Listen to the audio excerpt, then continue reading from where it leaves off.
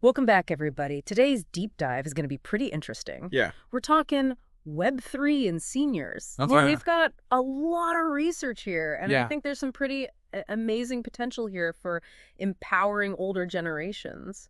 Yeah. And what's interesting to me is that by 2030, 1 in 5 people will be over 65. Wow.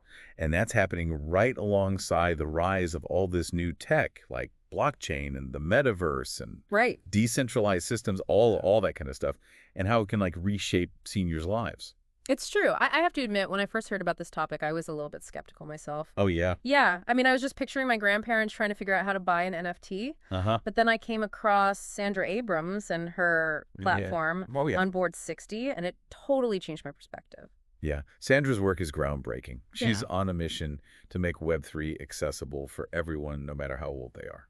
And it's definitely needed. Oh, yeah. Because let's be honest, the Web3 world can be pretty intimidating, Yeah. even for digital natives, Yeah, Sandra actually describes it as trying to decipher Klingon.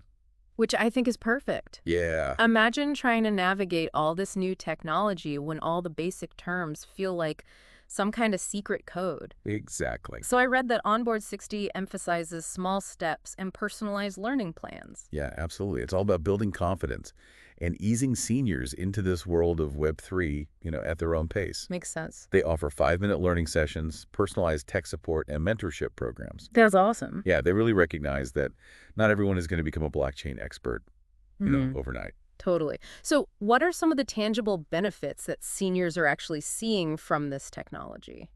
Well, one area where Web3 is already making a difference is financial security. Okay. We've all heard about scams that target seniors. Right. But blockchain technology, and specifically smart contracts, can really help mitigate that risk. Okay. I have to admit, I'm still a little bit fuzzy on how smart contracts work. Oh, yeah. Yeah. Could you maybe break it down for me and for our listener Uh-huh. in a way that relates to a senior's life? Yeah, sure. So imagine a senior who wants to set up, like automatic monthly payments for a caregiver Okay. with a smart contract. Those payments would be executed automatically and transparently on a predetermined schedule. Gotcha. So there's no need to worry about, missed payments or late fees or the potential for someone to tamper with that process. So it's kind of like having a digital tamper-proof agreement Exactly. to make sure that everything happens as planned. Uh-huh. That's great. And it goes beyond just managing payments.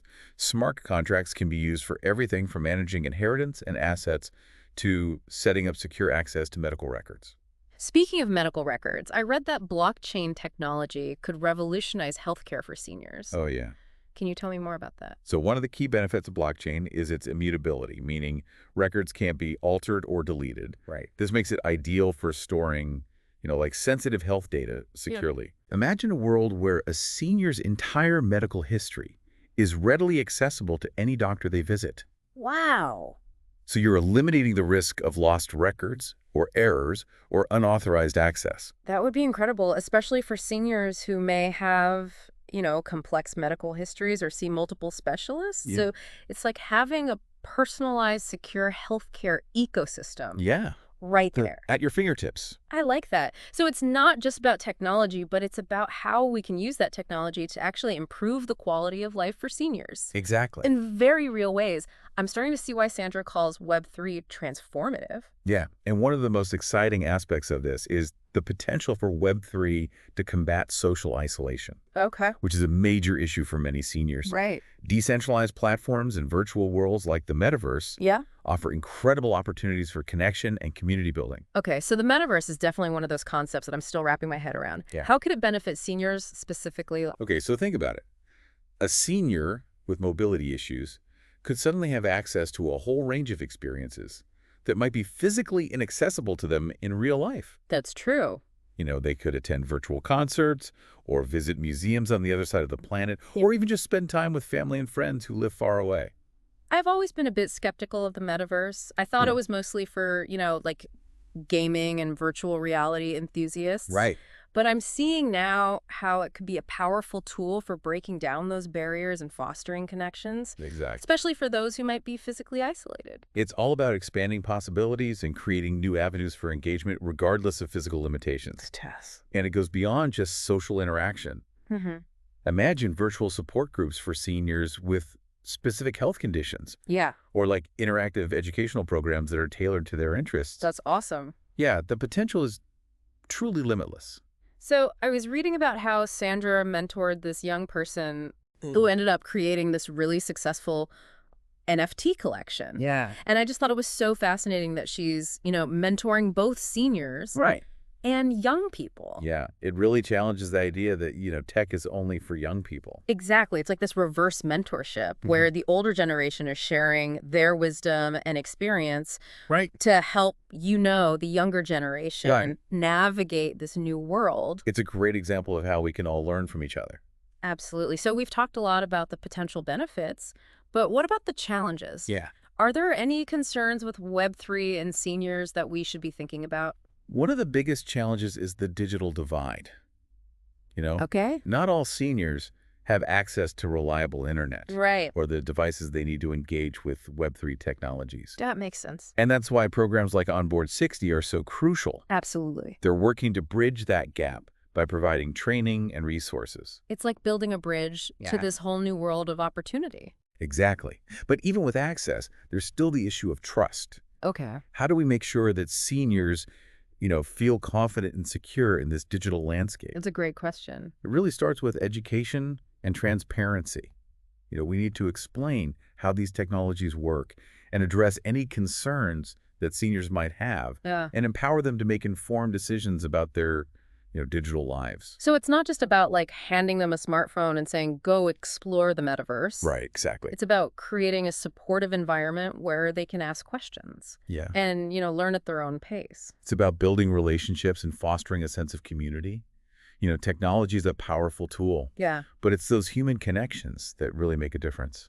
I love that it kind of brings us back to what makes Web3 so exciting, this Yeah. potential to connect people and build communities Right? and, create a more inclusive and equitable world. Exactly. So let's shift gears for a second and talk about how blockchain technology is being used to improve senior care facilities. Oh, yeah. This is an area that's often overlooked, but the implications are huge. I'm intrigued.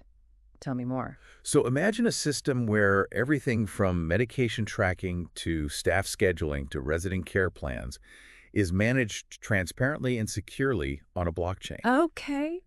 This would not only increase efficiency and reduce errors, but also provide families with peace of mind, knowing that their loved ones are receiving the best possible care. So it's like adding this layer of accountability to the whole system. Exactly. And it goes beyond just care facilities. Okay.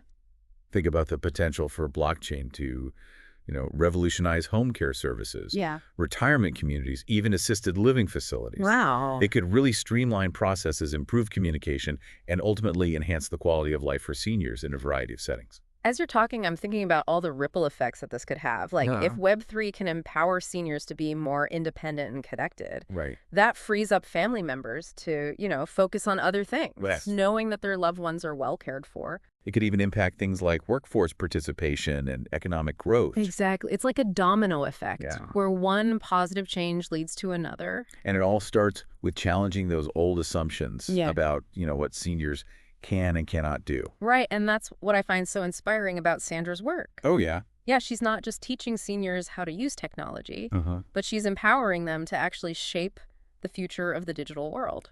It's about recognizing that seniors have so much to offer in terms of their experience and their wisdom Right. and their perspectives. Absolutely. Web3 can give them a platform to share their contributions Yeah. and really make an impact on the world. It's about, fostering a sense of purpose and belonging, Yeah, regardless of age. that's something we can all get behind.